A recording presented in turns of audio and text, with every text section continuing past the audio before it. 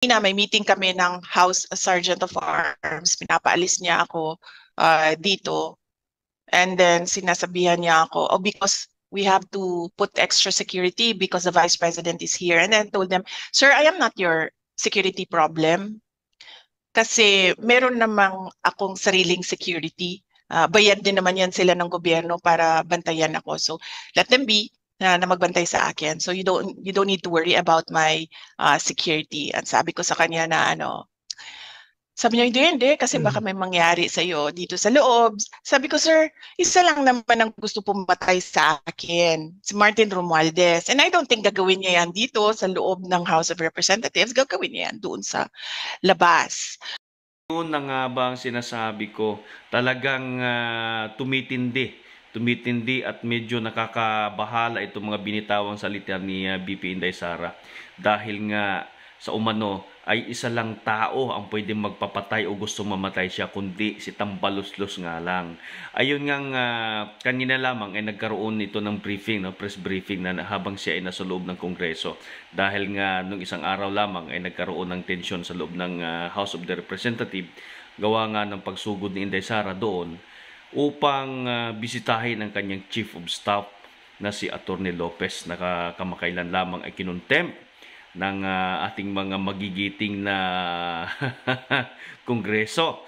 Isa na doon ang isang convicted criminal na umano na malinaw naman na siya po ay makakaliwa na si Representative Franz Castro. So yung mga kababayan, panoorin natin itong buong pahayag ni Inday Sara.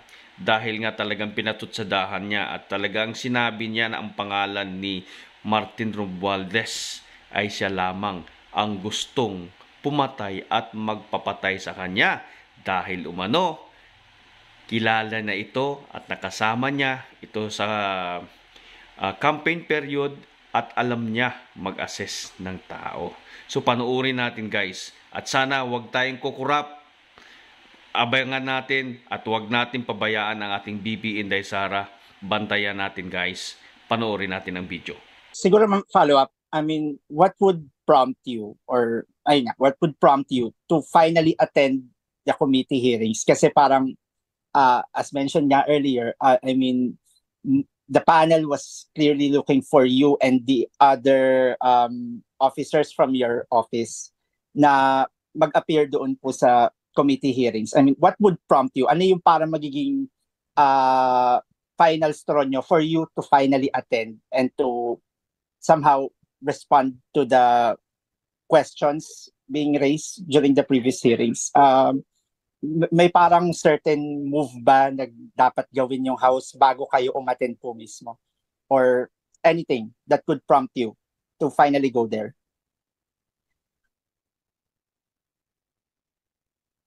I think the most that they can do is kung ano yung ginagawa nila sa amin ngayon, diba? Dinedetain nila yung mga OVP personnel. So, yan na lang, kanina may meeting kami ng House Sergeant of Arms. Pinapaalis niya ako dito. And then sinasabihan niya ako, oh, because we have to put extra security because the Vice President is here. And then I told them, sir, I am not your security problem. Kasi meron namang akong sariling security.